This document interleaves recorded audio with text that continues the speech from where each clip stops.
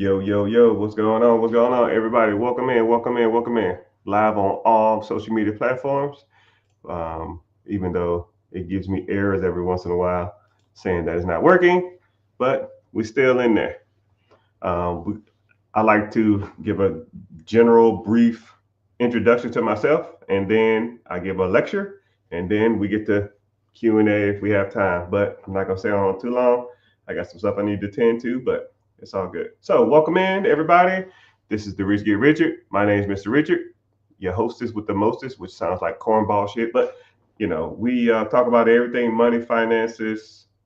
We talk about everything when it comes to credit, business funding. We talk about investments. You want to talk about crypto. You want to talk about, anything, funding, raising capital, LLC, business structure, S Corp, C Corp. We here and we talk about all this type of stuff. So come in, ask the questions, sit there and learn because a lot of the terminologies, I see you, sir. A lot of the terminologies that we talk about, a lot of people aren't familiar with and or may not even heard of. So if you have any questions, you can ask them along the way. I try to get to them, but sometimes I have a train of thought, and it's hard for me to stop my train of thought to answer a question just to get back on the train of thought. So generally, I'll always um, just keep going in my train of thought, and then I can always come back and see your questions.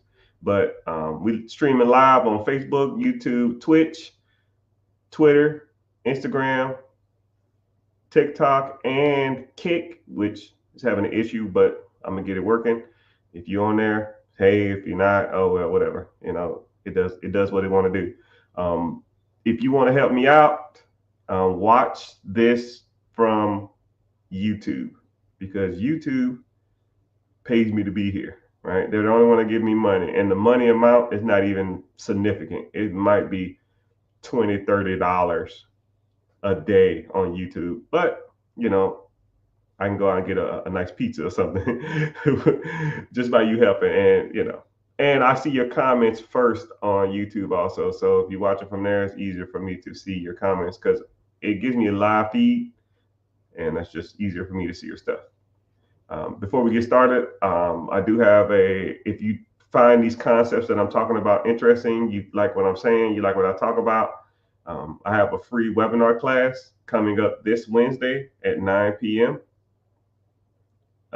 EST. So go to the link in the bio or go to however you can contact me. You can go to my website too. It's therichgetrichard.com. A lot of people don't go there. Sometimes you got to put in the HTTPS and all that kind of stuff like that. But you'll get in there and it'll say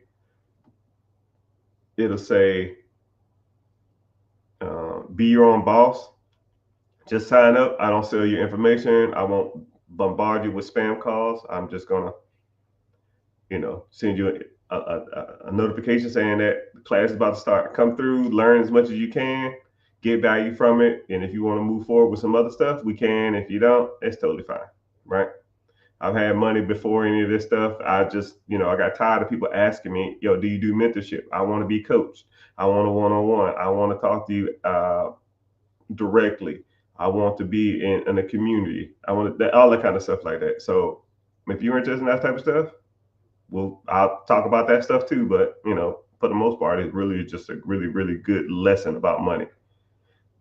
If you got an hour and you ain't doing anything, just come through and hang out. So, subject of the day is the 4 ways to make money in America.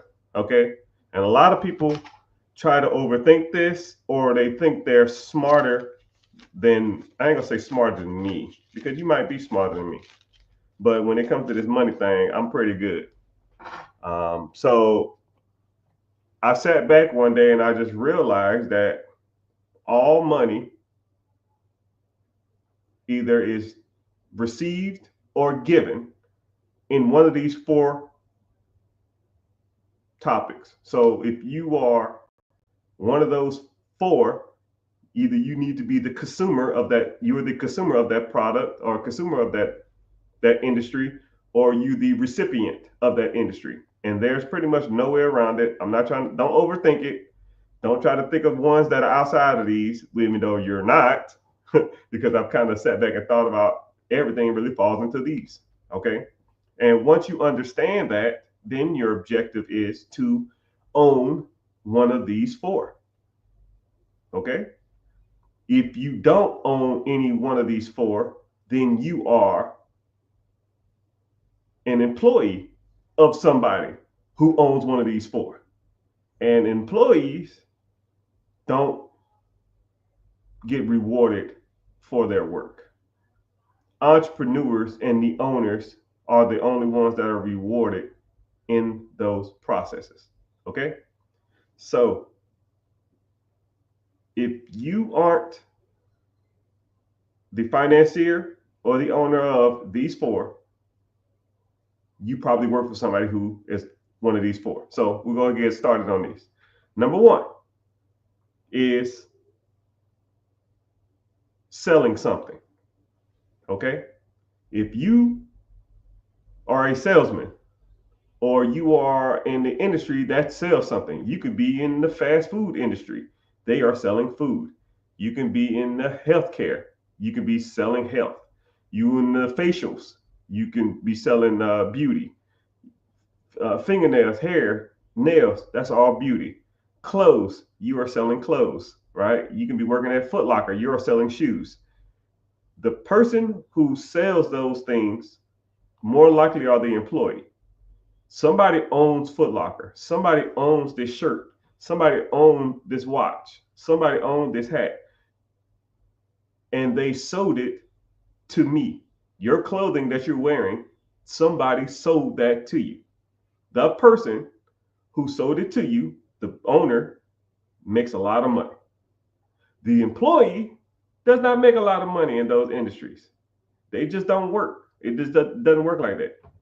You ever heard the expression, the boss makes $1, I make a dime? Yeah, because actually generally employee cost is about 20%. So if you add up all the employees' salary, it's about 20% of what the owner makes. Just throwing it out there. So you need to own processes where you sell something. All right, that's number one. Number two is servicing. You can get a haircut, that's a service. You can get your oil change, that's a service. You can get a delivery service. That, there's tons of services in the world. Back to what I was saying, the employees of the delivery service generally don't have any money. The people who own the delivery service make all the money. So you need to own a process that either sells something or service something. Number three is education. Education is like the third biggest industry in America. High schools, colleges, coaching, sports, coaching sports, coaching people how to play a piano, coaching people on, educating somebody on how to do, you can educate people on how to do a karate class. You can educate someone on how to knit. You can educate somebody on how to drive.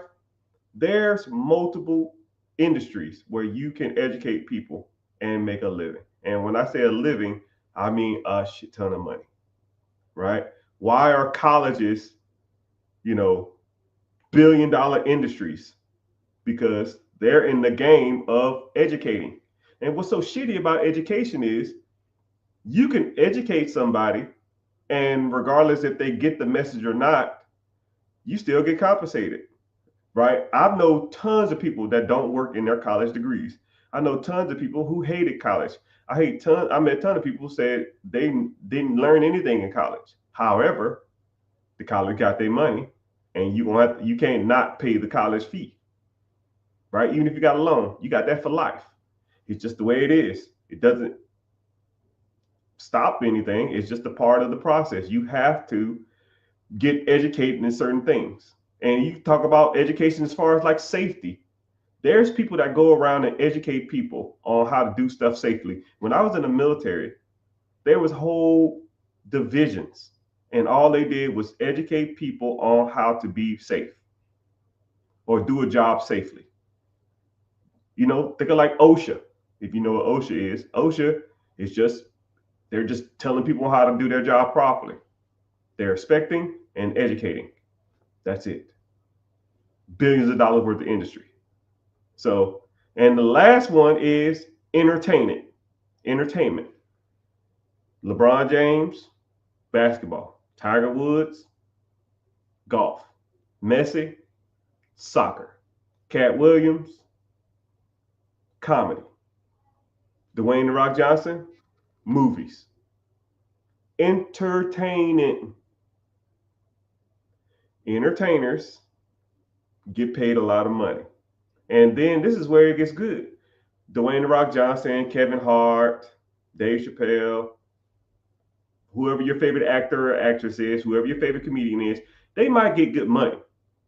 But the person who paid them make 5 times as much.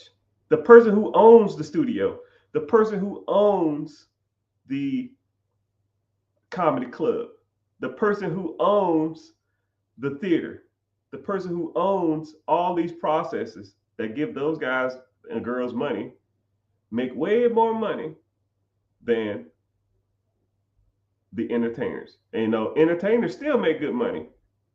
And they're self-employed. But the people who own those processes make a shit ton of money. And then the people who go see them for entertainment generally don't have any money. You know, whenever you go to football games or basketball games, you know, you might get a handful of people around the court. And those tickets are like $5,000, $10,000 a piece.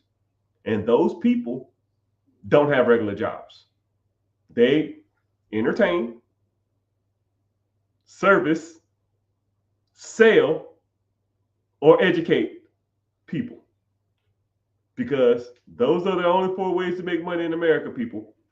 Don't overthink it. Don't try to figure out other ways.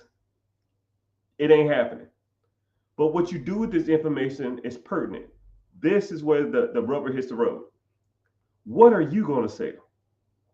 How are you going to entertain somebody? How are you going to educate somebody?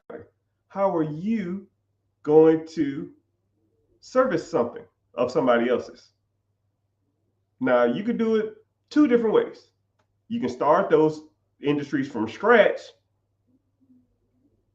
You can go out and start a construction company. You can go out and start a sales team. You can go out there and start a comedy club. You can go out there and start a car wash to clean people's cars. Or we can fast forward that whole process.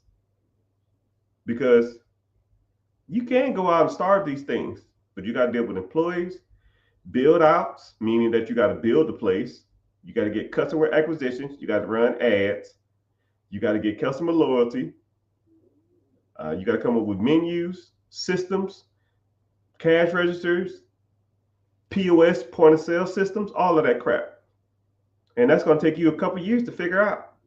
Or you fast forward 2, 3, 4 years, and you just buy an existing business that already have these things in place. They have the systems, they have the teams, they have the finances, they have the customer loyalty, they have the advertisement, and they have a track record, and they have accountants, they have systems, they have everything in place. Because someone owns a business, they're not going to own it forever. Think of any place in the world, right? Especially like think of a shopping center that's close to you. Okay, we're gonna do a little exercise. Think of a random shopping center near you. When you think about that shopping center, you probably have one or two bigger stores.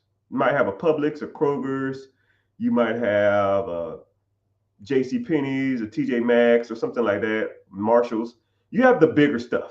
I get that. But now think about all the little stores at the bottom. Think about the liquor stores. Think about the dry cleaners. Think about the UPS store. Think about the barbershops. Think about the little Thai restaurant there. Think about the pool supply company that's right there. I'm just going through my head and walking down the line. Liquor store, a little Pizza Hut franchise, a real estate agent, a tutoring center, a place that teach you how to code, a GNC, a Pax Mail, a UPS store, a dental office, a barbershop, a pool supply company. Now, all those stores are probably owned by an individual. It's probably not owned by corporate or by some big old wigs. It's probably owned by corporate. Okay? And it's probably not owned by corporate. It's probably owned by an individual. People get old. People get tired. People don't want to do stuff no more. People need to move. People have health issues. People have a multitude of reasons why they don't want to do stuff no more. Right? Maybe they made millions of dollars and they're just done. Think about it like this. Say if you had a business, let's say you're 40, you have a business, and that business has made you $500,000 a year until you're 50. Now that's $5 million. Now you're 50 years old and you don't want to do it no more. You owned it for 10 years. You made $5 million. And now the business is worth $1.5 million or something like that. You can sell it, make the 1.5. Now you up $6.5 million. You're done. How much money do you need, people? Think about it. How much money do you truly need? And people are like, I can't live off $6.5 million. Bullshit. You don't make $1 million in your lifetime now, probably. If you make $50,000 a year, 20 years will put you at $1 million. Say you started a job at 35, you worked there till 55. That's $1 million. You telling me you can't live off 6 times that? You doing it now with way less than that. Moral of the story is, people, all those businesses that I named off in my shopping center, let alone I go 2 miles down the street in that shopping center, 2 miles down the street again in that shopping center, Chinese restaurant, Wingstop, a Plato's Closet, another liquor store, go down the street again, Wingstop, GameStop, Jersey Mike's, Firehouse Subs, go down the street another 2 miles. All those businesses gonna have to be sold at some time in the near future or in the future, right? And what's crazy about it is there's probably a business in the shopping center right down the street from you that has a business for sale, and you don't even know it because you're not even looking for those type of things. You're not even on. It's not even on your radar. It's like your car effect. When you get a new car, you see that car everywhere. It's the same thing. I got a little red Honda. Everywhere I go, I see a little red Honda. Whatever car you got, you never saw it before. But if you bought it, you see it everywhere. It's the same thing. If I told you to start looking for businesses that are for sale, you'll see businesses for sale everywhere. If I told you to start looking for real estate for sale everywhere, you will start seeing real estate for sale everywhere. If I started to tell you to look for investment opportunities everywhere you go, you will see investment opportunities everywhere you go. Everywhere I go, I don't give a damn if I'm going to a club, I'm going to a party, I'm going to a Mac Daddy dinner, I'm going to whatever. I'm coming home from a long day of doing something. I don't care. If I'm driving or someone else driving, I say, hey, whoa, go back. Because I'm always on the hunt. Oh, man, I didn't even know this thing was even for sale. Yeah, I didn't think it was for sale either. I didn't know it was for sale either. You know why the person you would say you didn't know they was for sale either? Because they're not looking for it. Because if they knew that, they would already say something. And then this is what's crazy too. Once you start telling people, yo, man, I'm looking for businesses to buy. Yo, man, I'm looking for real estate to buy. Oh, yo, man, I'm looking for investment opportunities. Miraculously, when people have businesses for sale, have real estate for sale, or have investment opportunities for you, you know who they go, when people, because people always like to feel like they are important. You know what I mean? They always like to make it, people like to feel like they're providing value to other people's life, regardless if they are or not. And if I say, yo, man, you come across somebody with a business or a real estate or investment opportunity or want to invest, let me know. And then as soon as, hey, man, I got my Dunkin' Donuts, I think I'm about to retire. You know what? I have a friend named Mr. Richard. He buys businesses. Give him a contact and pick it over with him. And sometimes I don't buy everything, but I do talk to him and say, go through these routes. If you want to sell it through a broker, you can sell it through me, you can sell it through whoever, and we can kind of go from there. So just letting you know that there's opportunities all over. You just got to you always got to be honed in.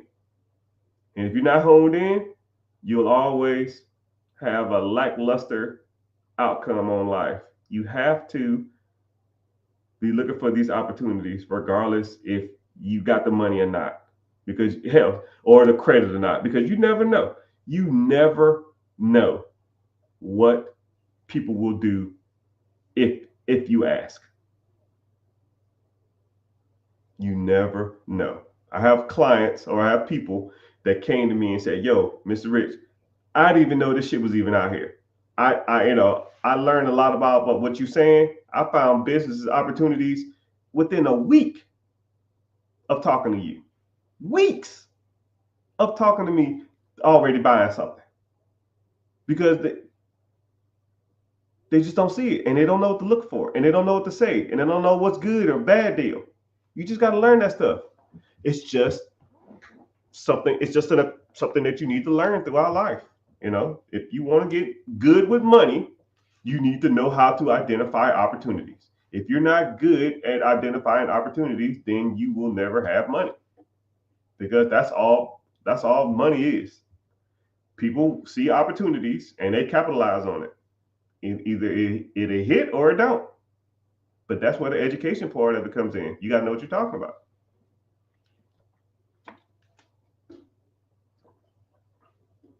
I'm always constant.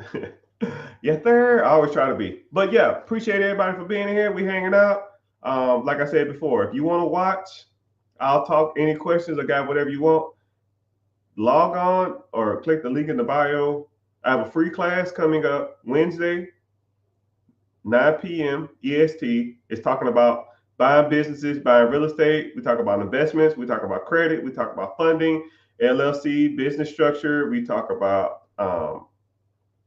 negotiating. I mean, it talks about a lot of stuff. And if you're interested in that type of stuff, just sign up. It's free. I don't sell you information. I'm not going to spam you with a whole bunch of crap emails and crap like that.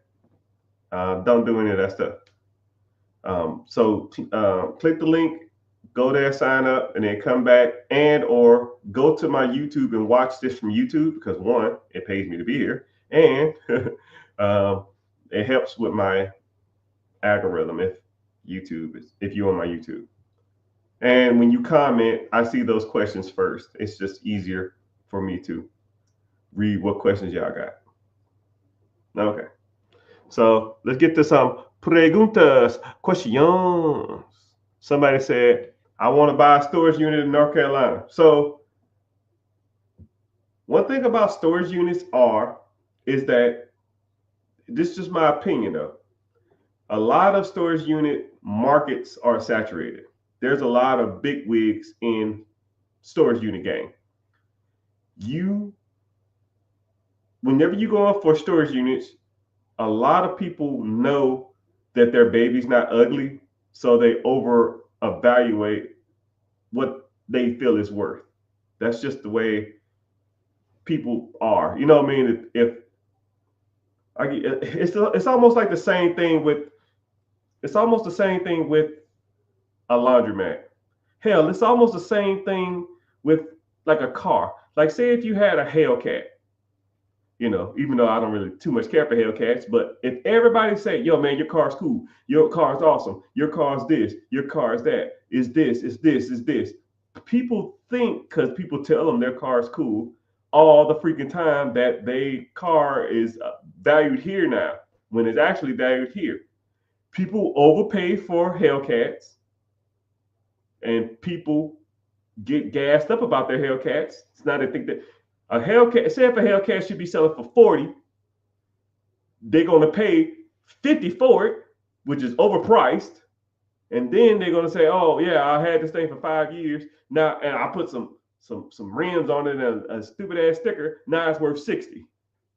You know, because that's just because they've been told their whole life that their Hellcat is cool. It's just kind of the same thing with when it comes to businesses. Laundromats are like that.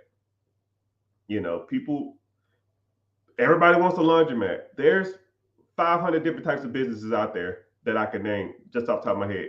But everybody want to talk about laundromats but laundromats are overhyped because people are told, man, you got a laundromat, you're so awesome, this is so cool.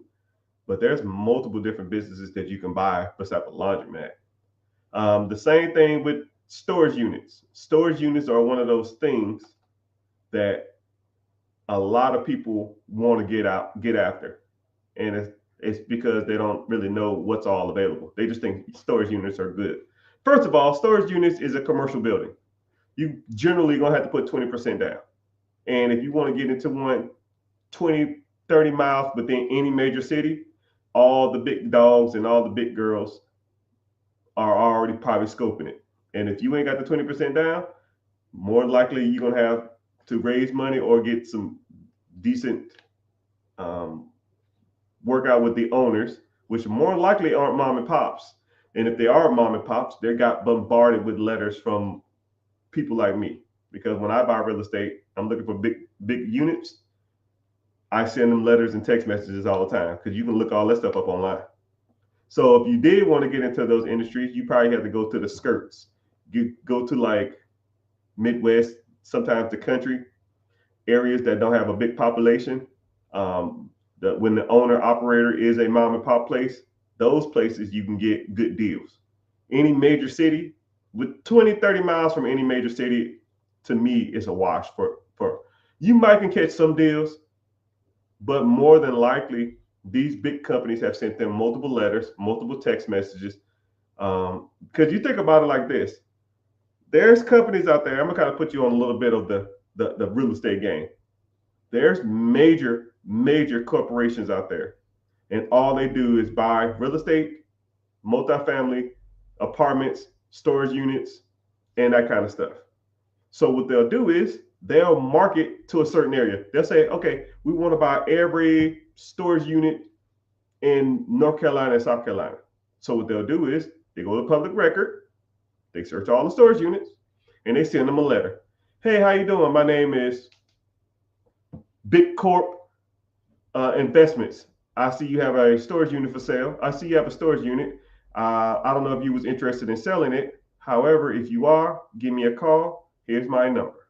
They'll send them a card in the mail. No, not interested. Then they'll shoot them a text message. That's public record. Hey, this is Big Corp again. If you're interested in selling your storage units, give me a call. Cool. Then they'll get an email. Hey, this Big Corp again. If you're interested in selling that, and they'll send them a letter, an email, and a text every week or every 2 weeks forever. Because they have millions of dollars to deploy to this. Because once they get one, it all pays for itself. So if you're looking for those type of industries, if you're looking for those type of businesses, who do you think they're going to call first? You or somebody who's been in their ear for 3 years, right? You send out a letter, let's call it 50 cents. 50 cents times a week times a year, 52 weeks a year at 50 cents, we'll call it $35. $35. A text automated system, that's $20 a year. I'll call it all in $250. An email, a MailChimp email automated system, another $20. You all in, you spend $750 a year to market to that person. Let's say you do it 3 years. That's $2,200. You buy a multi-million-dollar apartment complex that's undervalued from a mom and pops who don't know how to value their units. You buy it, and then you raise all the rents from $50 a unit to $100 a unit. You damn near double the value of that property. You pay $2 million for it. Since you doubled the rent, now it's worth $4 million. You make $2 million in equity off of $2,200 worth of marketing. Come on, people. And that's why a lot of those industries, you're not going to come close. You got to sit back for years and wait. And then whenever they do call, let's say they do call you, right? Let's say, for example, you just happen to text them or email them on the right week. Boom. Big Corp and whatever your username is, Pops Investments, right? I don't know your name. I'm going to call you Pops Investment. Pops Investments. Hey, Big Corp, what you got? $2 million cash. Well, hey, Pops Investment, what you got? Well, my credit's not the best. I might get put down $20,000. I got to go raise. Click. You ain't even ready, bro. You're not even ready. You ain't even ready. Yeah, I can give you 3 years to be ready, and you probably still wouldn't be ready, right? You talking about some, man, I got to work on my credit. Oh man, I got to go out and get this loan real quick. No, the big dogs ain't worried about that. They buy that shit for cash, and they taking all that stuff. You know what I mean? So just letting you know, if you ain't got the money to deploy, and or you ain't got funding in place, or you ain't got the systems in place to take that over, sometimes storage units ain't the game. That's just my personal opinion on storage units.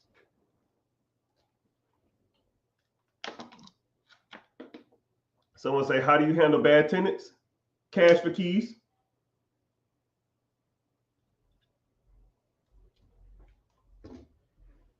All right, so someone asked about evicting tenants. This is a little technique that I learned a while back, and this is called cash for keys. There's a couple ways you can do this. This is just the way that I like to do it. So you find, say if you have an individual and they haven't paid their rent in a couple of months, and you're in one of these states that doesn't allow you to evict people, okay? It is what it is. Every once in a while, that's why I tell people not to try to invest in states that are renter friendly. But, sometimes people just get investments in the wrong states for whatever reason. Maybe it was handed down to them. Maybe they ain't know no better, whatever. Say you have a tenant and they're always loud, or they're always multiple infractions. They never pay their bills on time, whatever, right? But you want them out of there, right? They haven't paid their rent. So certain states won't even allow you to evict them. Then you got to go get an eviction notice. You got to serve the people. And then they still got like a 6-month loophole. They might be living in that apartment, not paying rent, or that house, not paying rent for 8 months or something like that. But there are techniques to get people out your home. It's called cash for keys. Okay. One of the techniques that I like to use. So if you have a tenant, I'll call, let's say if you have $1,000 worth of rent that they owe you, they're like a month and a half behind. They ain't got a job. They're not going to pay it. You can't kick them out. This is one of the ways you can do it. You can say, hey, sir or ma'am, I know you're down on your luck. And if you stay here, one, you're going to owe me a lot of money. 2, 3, 4, 5, 6 months, you're going to owe me $6,000. I'm going to take you to court. I'm going to win. And then you're going to owe me $6,000. Then you're going to have an eviction on your credit. And then no one else is going to rent to you. You might get 6 months for free, but your credit is going to be shot. You're going to have a judgment on your tax, on your credit, and they're going to garnish your wages if you don't pay this stuff. So we can come up with a deal right now. If you leave this week, I will give you $500 or $1,000 to leave. So if you leave, it won't affect your credit. I won't have to evict you. You take the $1,000 and you go get somewhere else that's a little more affordable. You can't afford the $1,000. Take the $1,000. You might go move in with a roommate. Go move in with a girlfriend or a cousin or something. I don't care, right? But I got to get this place rented up. And if you're not renting it and you're not going to pay your rent, then I will pay you to leave. Generally, high possibility they're going to leave. Really high. I've only had to do it once, but they'll leave. They will get the fuck out of there because they already know they're not going to pay it. So either they can have shitty credit, an eviction, and owe the courts $6,000, or they can leave in a week for $1,000. Now, when you get that place back, it's probably gonna look like shit. Now you probably got to spend another $1,000 just to get it rent ready, but you get all that money back from the rent you're gonna make from the next person. It's part of the game, people. It is what it is. Sometimes you got to learn from it. But I try not. If you live in states that have squatters' rights and stuff like that, places like California have squatters' rights. So to get people out of houses in like California, it takes like 6 months. They have all of the power. I doubt they will leave for 500. Yeah, they will. Sir, you say that because you don't have a lot of tenants. If I gave you two options, one, here's $1,000, leave in a week, or you can owe me $6,000 plus court fees with an eviction and an eviction on your credit, and I'm gonna report this to your credit. So now I'm gonna put your credit up. You're gonna have an eviction, and you're gonna owe the courts $6,000 plus court fees, right? Somebody said, I don't think anybody will leave. Now, if I gave you those two options, $1,000 check or $6,000 bill, which one would you take? $6,000 bill and fucked up credit, and an eviction, and a court judgment, or $1,000 cash. Which one would you choose? And somebody said they won't choose the money. Which one would you choose? Okay, if you would choose it, other people would too.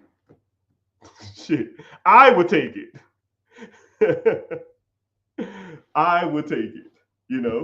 I'll just go take my $1,000, take all the crap I got, not clean the place, and go live with a cousin or something until I get back on my feet. Because now you don't even have to pay the rent you was living for. You don't have to pay the money back that you were living for a month and a half, and you get $1,000 on top. Shit, I got pretty much paid $2,000 to leave a house. Why wouldn't I do it? Or have a $6,000? That's an $8,000 swing. It ain't rocket science. That ain't even hard math. Shit, why wouldn't they leave? I would.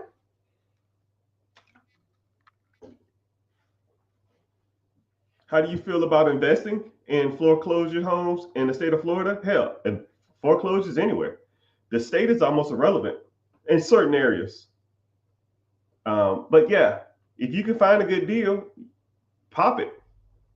But once you start getting so many houses, you'll get out of touch on a lot of this stuff. But yeah, you can make money in foreclosures. If you want to learn more about how to buy foreclosures, I teach you all that. Click the link in the bio, join the free class. It's called Be Your Own Boss. We talk about foreclosures. We talk about tax deeds, estate sales, lease options, bird dogging, wholesaling, sub-2, all of the same stuff that a lot of people out here in real estate, they'll focus on like one specific thing. I'm not going to say anybody's names. I'm not going to crap on anybody's systems or anything, but I've met people and they're like, yo, man, wholesaling is the way to go. I was like, okay, cool. What if you can't wholesale the deal? What do? Don't do the deal. You know, you could have just substitute that. Oh, I don't deal with substitutes. Oh, okay, cool. So you're gonna leave money on the table? Or you meet people that all they do is substitute stuff. Okay, you're gonna flip this. Oh, I don't do flips, but this is a perfect flip. Okay, I don't do that. So you leave money on the table? Oh, this is a perfect bird dog deal. I don't do bird dogging. I don't got time. But there's free money on the table, right? It's almost, I always use the Batman utility belt theory, right? Batman has a utility belt for everything. If something comes up, he got the smoke screen, he got the bat net, he got the batarang, he got the shark repellent, he got damn marbles that pop tires. He always got something on his belt for every situation. And that's how you need to be in this money thing. If a situation comes up in real estate, especially real estate, if you don't, if people are going to bring you problems, that's all real estate is. People bring you problems.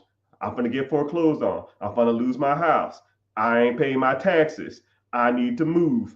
I can't afford it. Those are all just problems. That's all foreclosure, estate sale. Someone died. It's just problems. Tax deeds, foreclosures, sub-2. It's just problems. If you don't know how to handle every problem that comes up in real estate, then you are doing the people that you want to service a disjustice, and you're doing yourself a disjustice. If you're going to get in real estate, know them all.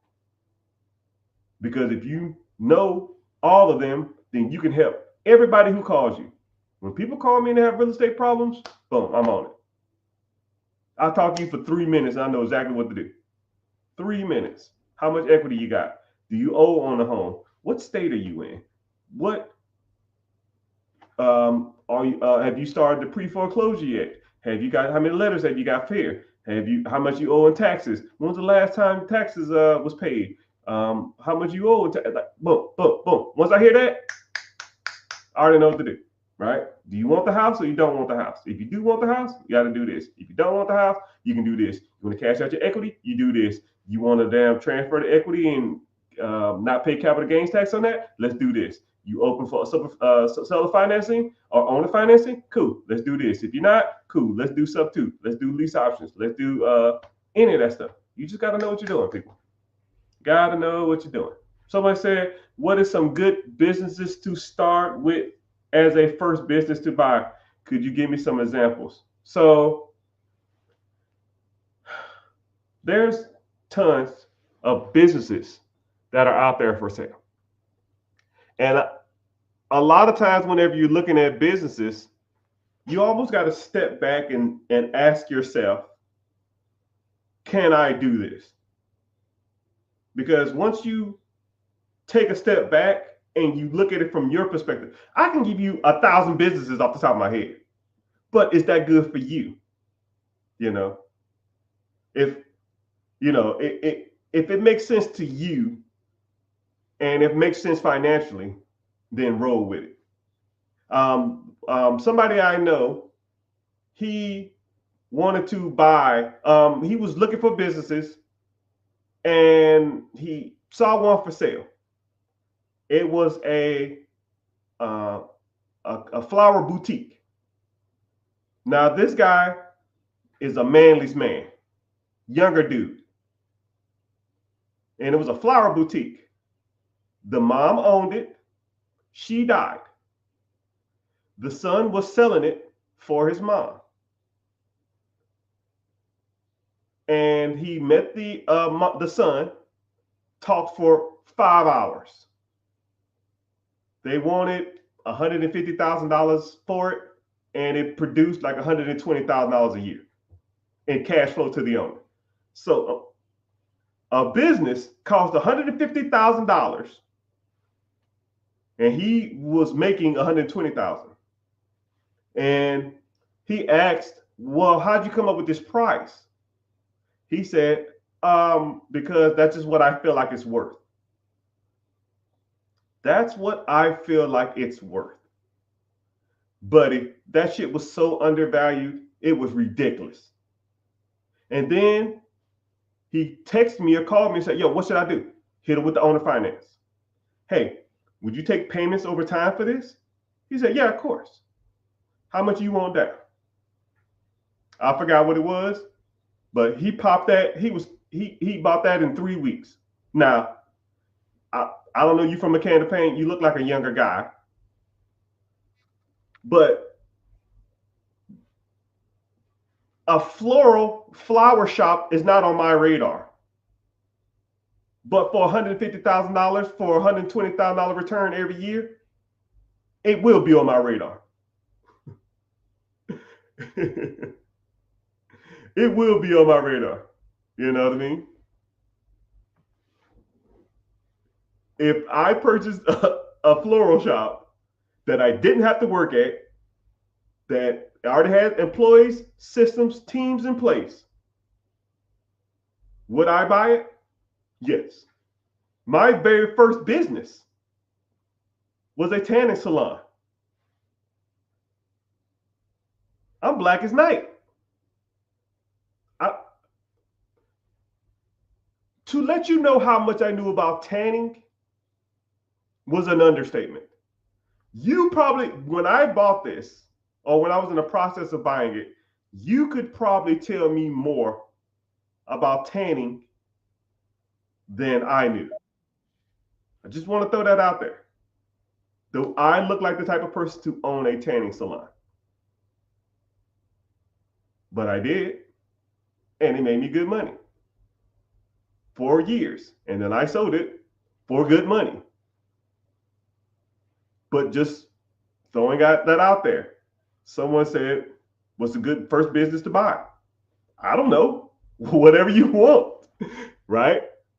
Mine was a tanning salon, but I made it work, right? I knew how to deal with systems. I know how to deal with teams. I knew how to sell shit, and I just went for there, right? I looked at the place and I said, yo, this place is a dump. Hell, at least I can do is clean the place up and run some cheap, shitty ads. All right, well, I made more money. You know, it's something to throw out there. How much did I spend on my first one? Good question. My first one was $140,000 and I paid cash for it, which I shouldn't have paid cash for it, but I didn't know no better. I did a couple of real estate deals and I had money sitting around, so I spent $140,000 on it, and it made $90,000.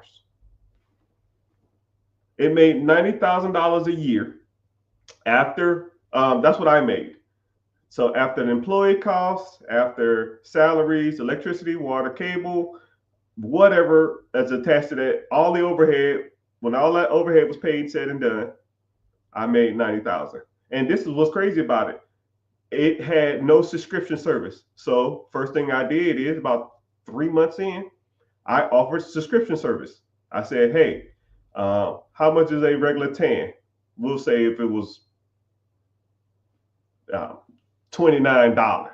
So I said, okay, this is what we'll do.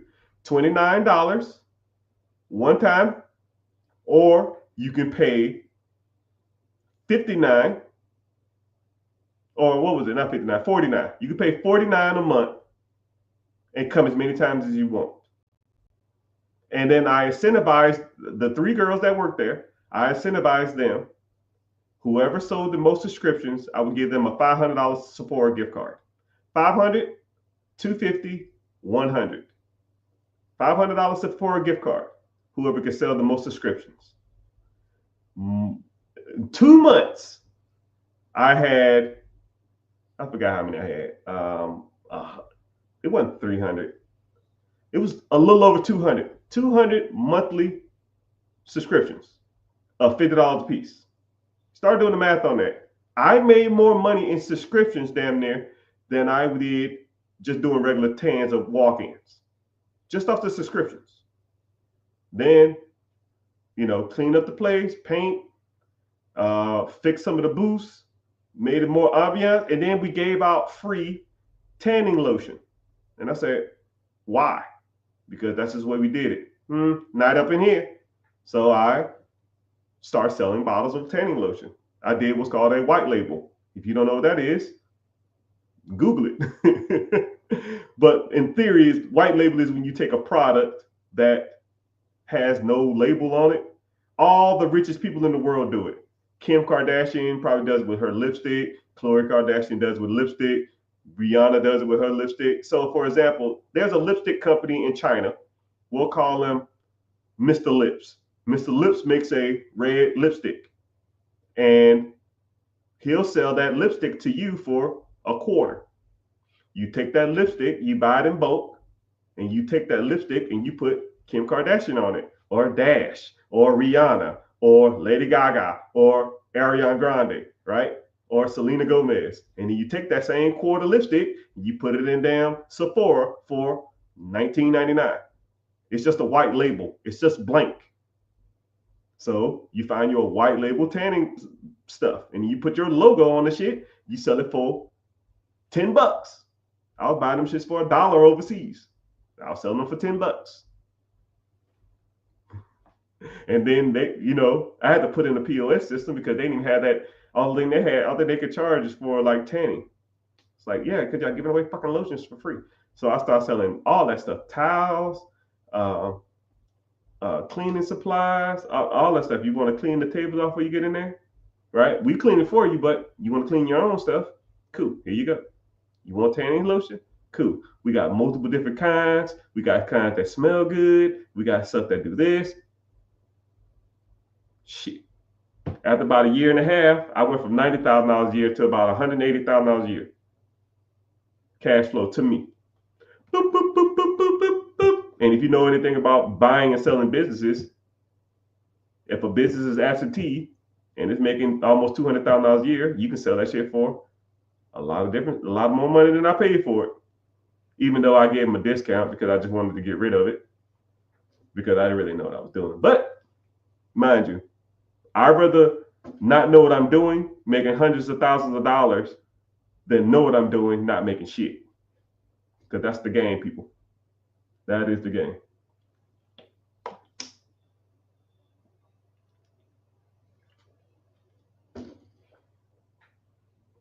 So white labeling most of the products that you sold in your business?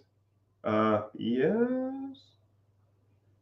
So you said that the business for 4 years, it $360,000 business. How much would you sell it for? White labeling is smart. Like the subscription-based business is more profitable. Yeah, all of it's profitable. You just got to know what you're doing. You just got to set it up. But if you want to learn more about these processes, I can walk you through the whole thing, because not evaluating the business is more than just what it brings in. You have to kind of understand the dynamic, and I break all that stuff down. Click the link in the bio, join the free class. I have one Wednesday, 9 p.m. EST. Sign up, come through, and we'll go from there. Someone said, how do I feel about vending machines? One of my very first businesses was vending machines. I had seven of them. But vending machines command a lot of time. The tanning booth was my first absentee business. Vending machine, I started that from, I started from 2 units. Because I used to work at a place, and when I was working there, it was a guy that used to come in there, and they never had snacks.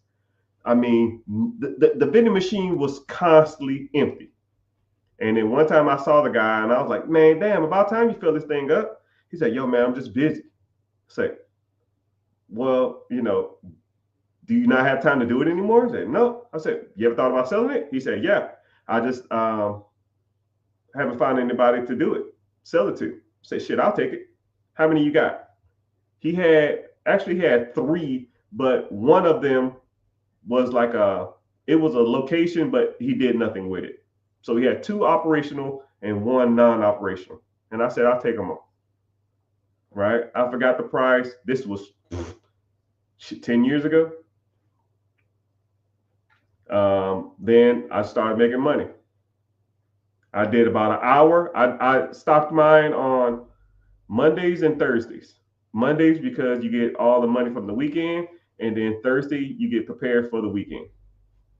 I used to go to Sam's. I used to drop about $2,500 to $3,000 every month at Sam's Club.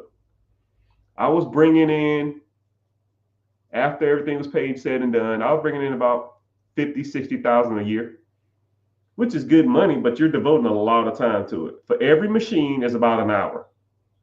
So you have a half an hour to get to where you are, and then a half an hour to stock. When I end up said and done, I think I had 7 machines or something like that. 7, 8. I don't remember. 7. I'll say 7.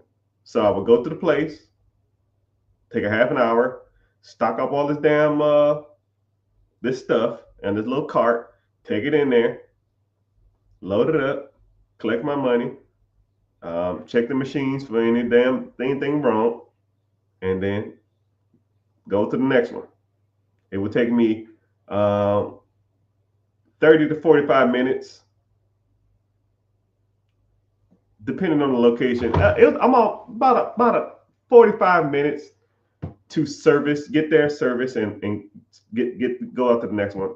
I just average it about an hour. Sometimes it just take longer. Depends on what I was stocking. The sodas suck. I hated sodas. But yeah, it made decent money. But just note that 2 days a week, maybe 1 day a week, you're going to be gone about 8 hours, right? And if you don't service, no, you don't get paid. Sometimes it'd be 2, 3 o'clock in the morning, filling up sodas. Scared as hell, think you're going to get robbed. Because, $200, $300 cash to a crackhead or a junkie, that's some decent money, man. Just letting you know. But yeah, vending machines are good for me in my stage now. I wouldn't do it, but they're good for a starter person. Yeah, if you just want to get into something and make a little good money on the side, $30,000, $40,000, $50,000 if you got a decent amount. I was probably making about $10,000 per machine, about $8,000 a year per machine. But things were way cheaper back then. I look at these vending machines now; they charge fucking $1.75 for a bag of chips, and I'm just like, damn, this is rough. Or whatever they're charging, $1.75 for a Snickers or a candy bar. I was a little cheaper because I wanted to. I really didn't want to raise the prices. But I tell you what, when I got my first Monster, I started selling Monsters. Oh yeah, that shit was nuts. I couldn't keep that shit stocked. I could not keep it stocked. But yeah, that's a good question though. Yeah, but if you find something, you can find what you call this for sale all over. You just got to go look for them. I started free cycling. I'm still in the beginning stages though. Yeah, free cycling is where it's at, man. I teach my mentees how to do free cycling all the time. And sometimes I have contests with them and I say, hey, let's do a free cycle competition. Whoever free cycles the most in the next week, I'll send them $500 cash if you can beat me. But they never do. It's not even close. Well, for one, I got the time to do it. And 2, I'll spend, I can go out and make, if I free cycle, I can go out and raise, I probably can get about $500 to $800 a day free cycling. And when people tell me they can't do it, I say, I call bullshit. I call bullstool. There's tons of money out there in free cycling. For those who don't know what free cycling is when you take money, when you take an object, you go on like Facebook, Craigslist, OfferUp, and you just search the word free, and or you search items that are like extremely discounted. I'll use couches as an example. Let's say if there's a sectional or even a TV, let's say a sectional couch. Let's say the sectional couch is $50 because they have to move out of the country. Or they say it's free because they bought a new one and the new one's coming this week. The couch is fine. People just want new shit. I don't know why. They just want new stuff. And you take it off their hands for free. You take that. I'll take pictures of it in their house. I'll take sometimes I'll take some stuff to wipe with and I'll just wipe it down. And I'll take pictures of it right in their house. And I'll put it right back on Facebook, right back on Craigslist, right back on OfferUp. $500 plus delivery fee if needed. Might take some time. Sometimes it take 3, 4, 5 days, a week or something like that. But you'll get bites. I remember I had a competition with my community, and I said whoever raised more money than me, I'll give them $500. And they say bet. My first day, flat screen, 75-inch 3D TV for free. My first day looking, flat screen TV with remote. I sold it for $400. It was $400 plus $50 delivery fee, but they gave me $350 with the delivery fee. So I lost $100, but it was $350 to drive a TV that I got for free up the street. Right? Let's say you take 20 minutes to pick it up and then 20 minutes to deliver to somebody else. That's almost $400 or $500 an hour. Now, by a show of hands, who in this chat or who in this community or who's listening to me make $500 an hour? I'll wait. And then people say, oh, I don't got time. No, you just choose not to have time. You don't make $500 an hour. And then I did the same thing with a treadmill. That same weekend, I started Friday. Saturday, I got the TV. Saturday night, I got a treadmill. I took the treadmill, sold it for $100. I had the treadmill in my car. I ain't even unloaded yet. And I took it to somewhere else. A washing machine and a washer and dryer. I did $300 plus delivery. So $100 for the treadmill, $300 for the washer and dryer, and then $350 for the TV. I'm up $800 damn near over the weekend. $800. Let's do some simple math, people. Let's say if I spent collectively 6 hours doing this shit. $600, I'll say 8 hours just to make the math easier. I've spent 8 hours that weekend to make almost $800. That's $100 an hour. Now, by show of hands in the chat, whoever's watching, who in here makes $100 an hour? Tax-free, after taxes. I'll wait. And when people say, oh, I ain't got no money, but I ain't got no time. No, dog. You just sitting around watching The Bachelorette or Shark Tank or football. I bet you watched that fucking game this weekend. I bet you watched LeBron James. I bet you watch baseball. I bet you watch whatever sporting events going on. But you can't get your ass up and go make $400, $500, $600, $800. I don't know. And that's just that weekend. I could do that every weekend. $800 a week times 4 weeks. That's $3,200. Some of y'all don't even make $3,200 a month after taxes. Say if I did it full time. That's double. That's $6,400 a month? That's $70K a year, full time. I taught these one guy how to couch free cycling. They took that free cycling motto and did it with couches. All they do is sell couches now. They got them a warehouse. They sell the couches they get for free or pennies on the dollar to the warehouse. They open the warehouse on the weekend and say, hey, I like this couch on Facebook. Can I come look at it? Yeah. Come look at it on Saturday. Come look at it on Sunday. And those are the days they're open. So they go pick up the couches all throughout the week. And on the weekend, they sell the ones they get for free. It's almost like a used couch warehouse. These guys make $150,000 each a year flipping couches. $300,000 a year flipping free couches. Hell, I just explained to you how to make $70,000 free cycling random shit part-time. People don't want to hear it. People think they understand this money thing, but people don't really understand. There's a lot of free stuff out there with stains on it and damage. Okay, but don't take that stuff. You know, this is I'm gonna put you on another logic too. Any problem that you give me, I will give you a solution. If I go to somebody's house and it looked like shit, I say, you know what, sir? I'm good. I can't do nothing with this. I thought it was gonna be a little nicer than I thought. You have a good one. Right? Can't hit a home run every time.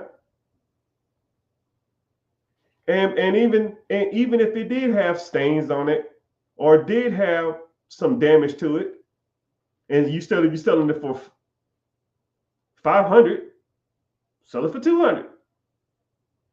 You still can take it. Somebody want it. You can't clean stains. We too good to clean now. Now, if there's some blood or some shit, okay, cool, I get it. I don't want to deal with that. But some soda, you can't clean that. You can't OxyClean that. Shit, brother. You better than me, then, man. Because I'm trying to get this money. I'll damn near take anything. It's definitely a mindset. Yeah.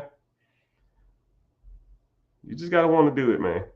That's just free cycling. There's tons of different ways to make money out here, people.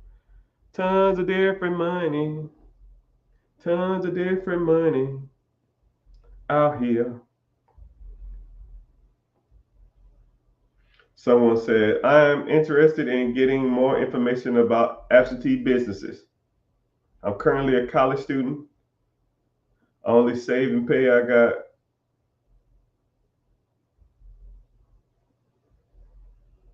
If you was in my situation, where would you go? Yeah, click the link in the bio and join the free class. Yeah, everybody's situation is different. I don't know your situation. I don't know. You say you in college. Hell, I met 40-year-olds in college. I don't know. I don't know how old you are.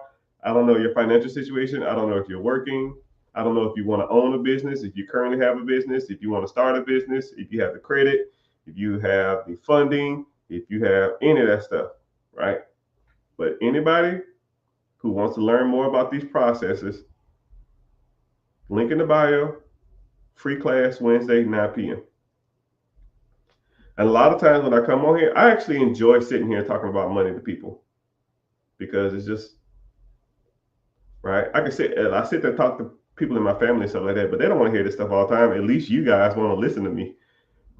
But the way I'm talking to y'all guys is the way I talk to everybody, right? And that's all I want to do is talk about money. Money, money, money, money, money, money, money. And some people find that annoying. Especially, it's kind of weird. People who really don't have a lot of money never want to talk about money. It's kind of funny how that works.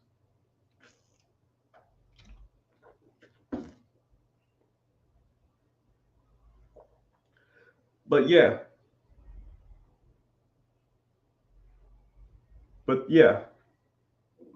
What's happening, sir? I see you.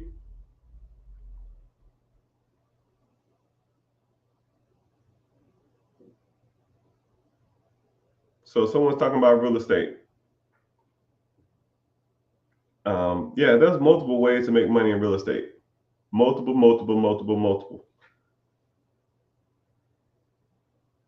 You can get into, someone said something about auctions. You can get into that. You can get into,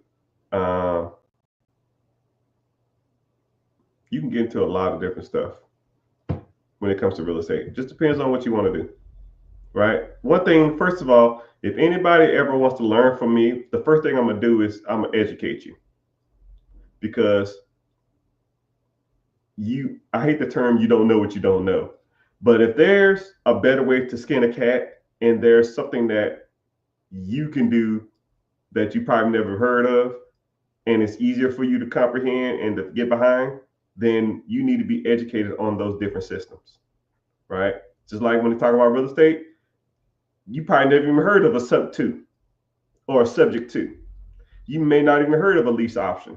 You may not even heard of owner financing or seller financing or seller carry or seller carryback.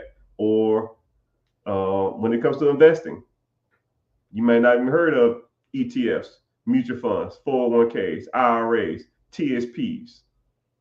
You know, you might not even heard of high yield savings account or security bonds or junk bonds or any of that stuff, but you need to understand all of these different things, the terminologies, and when would you go for these type of assets.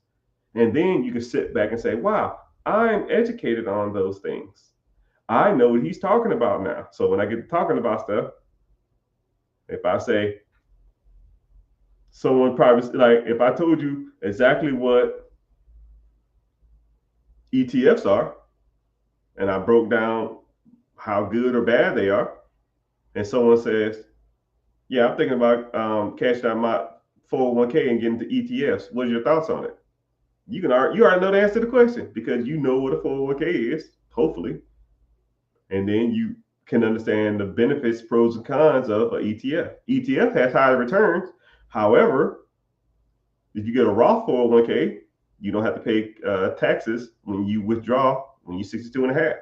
So what do you want? Do you want tax savings or do you want a lot of gains and you'll deal with the taxes later? But if you knew what they were, then you can go from there. Say word.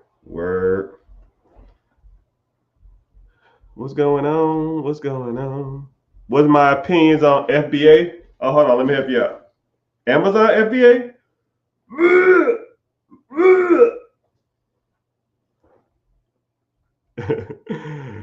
That's my opinion on Amazon FBA. I'll give you my Amazon story in a nutshell. I'm gonna keep it short because I don't want to talk all day about it. There was a guy I knew. He owned a business. He filed for bankruptcy on the business, and he had a crap ton of inventory. I mean, truckloads of inventory that he already prepaid for. So he ordered them, but he filed bankruptcy. The bankruptcy went through, but the goods that was supposed to come, the goods came in, so he didn't have nothing to do with it because the store was already closed. So he was trying to sell this stuff for pennies on the dollar. And when I tell you guys, this guy had truckloads, like lifted up, truckloads of this stuff. I had to go get multiple storage units just to put this shit in. That's how much stuff he had. I was buying stuff, pennies on the dollar. Pennies, right? I want you to say, I'm going to give you an example of something. Let's say this charger, right? Let's say they're selling for $3 for one. Now, so let's say they're selling for $5 for one. Let's say they're selling for $8 for two. Okay? And I paid a nickel. Okay? Or a dime or something like that. I said, well, shit. Surely to goodness, I can make some money off this. Right?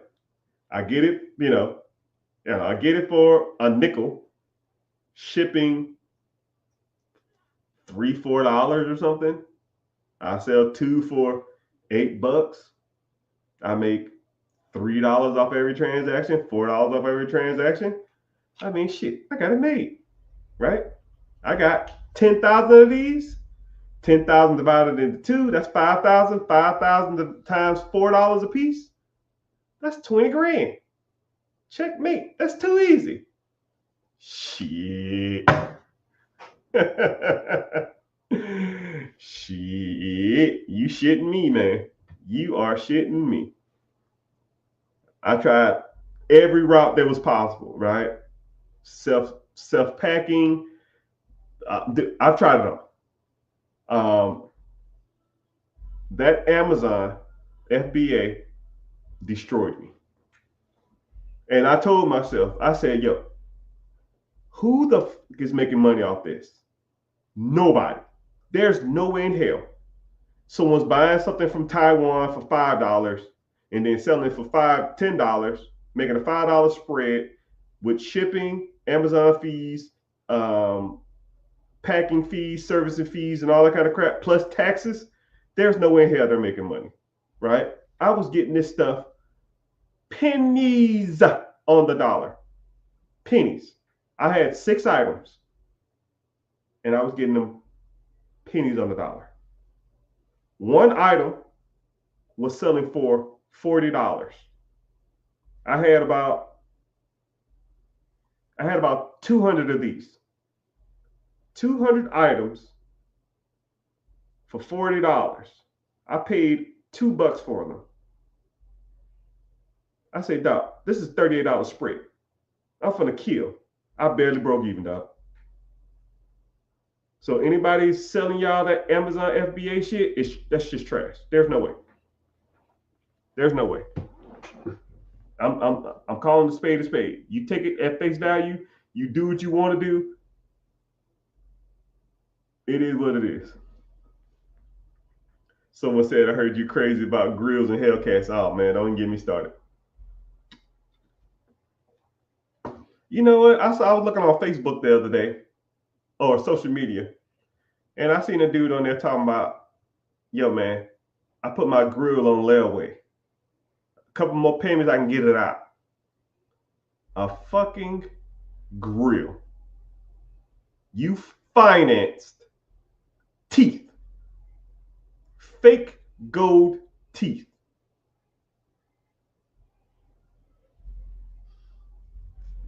You financed or layawayed fake fucking gold teeth.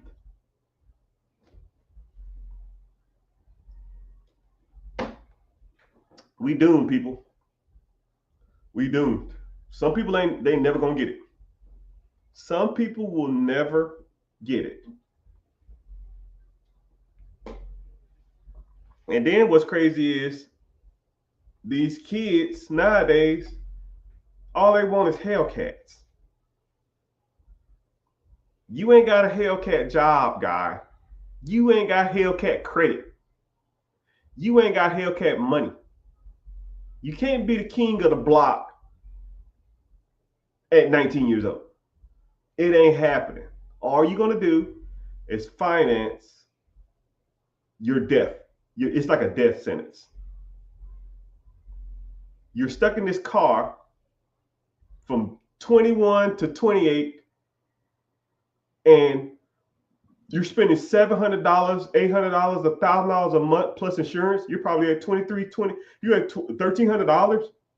If you took $1,300, drove you a shit box for 6 years, you take that $1,300 and invest it in a compounding interest account. Hell, I'll do the math. And all you got to do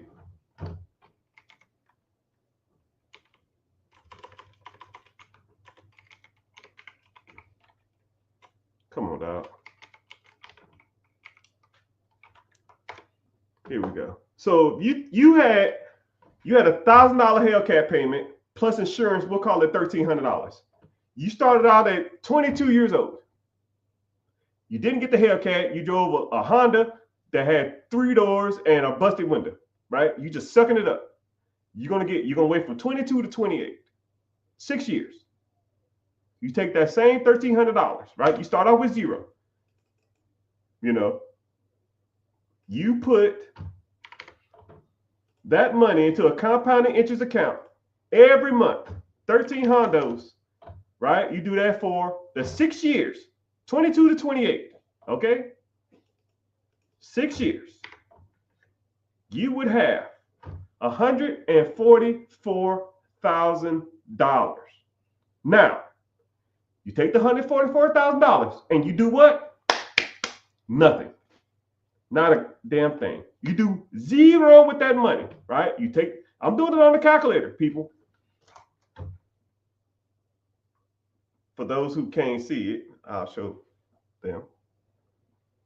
You start out with zero for 6 years. You put $1,300 a month into a compounding interest account. You have $145,000, right? Then you take the $144,000, okay? And you don't do nothing else. Now, if you wanted to, you go buy a stupid ass Hellcat if that's what you want, right? So from 28,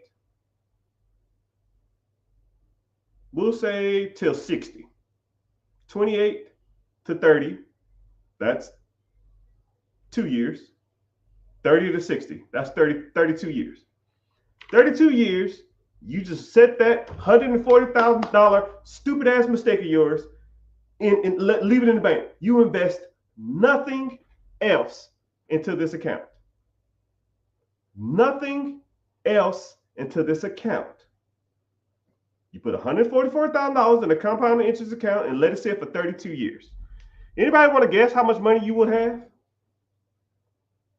It's almost 100 people on here, right? Between TikToks, Facebook, Instagram, YouTube, Twitch, Twitter, Instagram, Kick, and TikTok. At 22 years old, you didn't buy a Hellcat. You saved up for 6 years, the Hellcat payment. That'll be $145,000 from 28 till 60. You didn't invest anything else, right? You went out and bought a Hellcat now because you got to buy a better job, but who cares, right? I don't care about none of the other investments you got. From 28 to 60, you lived your life. You forgot the money was even in there. Somebody said 2.1 million. Good guess. Someone said 1.5 million. Good guess. Someone says $4 million. Good guess. How much interest? ETFs are about 14.4 now.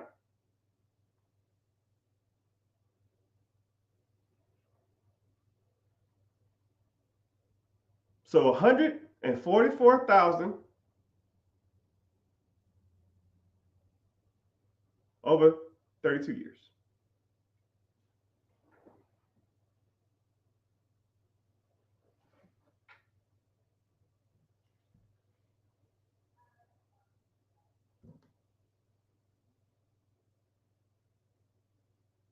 Someone said 11.6.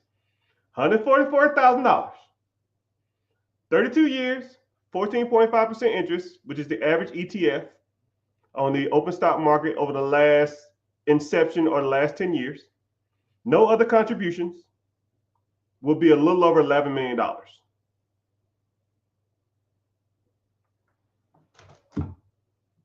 So now what would you rather have? $11 million when you're 60 or a fucking Hellcat when you're 22? I'll wait. I'll wait. I'll wait. Well, I can't have no fun when I'm 60 years old. For $11 million, I'll find some fucking fun. I'd rather have $11 million when I'm 60 than have a Hellcat at 22. I promise you that. I'm not worried about no bills. I'm not worried about no houses. I can travel all over the world, people. I can do any and everything I fucking want to do. You're not tied down anywhere. You can do whatever you want. And then this was crazy. The interest on that is about $1.4 million a year. So just in interest, you make about $1.4 million. You can live off the interest. You take the $11 million, you put it in a trust. And then your kids and your kids' kids and your kids' kids can live off the $1.4 million the rest of their life. As long as they never touch the $11 million. What sounds cooler, that or, yo, bro, when I was 23 years old, I was a king of the block. I used to do donuts in the parking lot. And yeah, that shit was cool as fuck. That Hellcat cost you $11 million with inflation. Shit. But hey, some people say, I want the Hellcat. You can have the Hellcat. Give me the money. Someone says, do I mentor?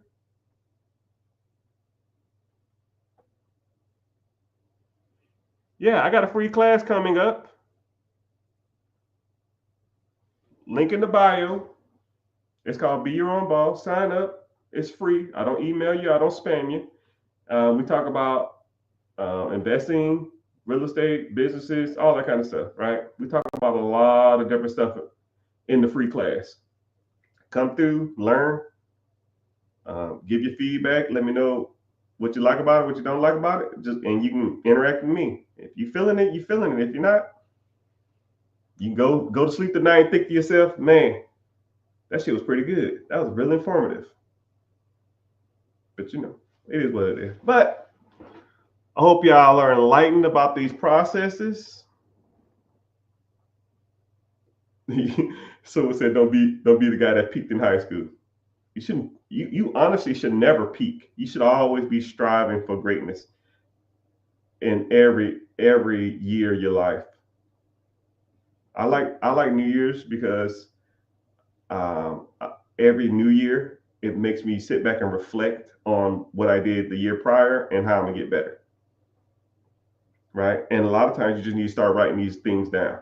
Right, because once you physically see it, instead of you doing it in your brain, it puts it into reality. You should write down how much money you have every year.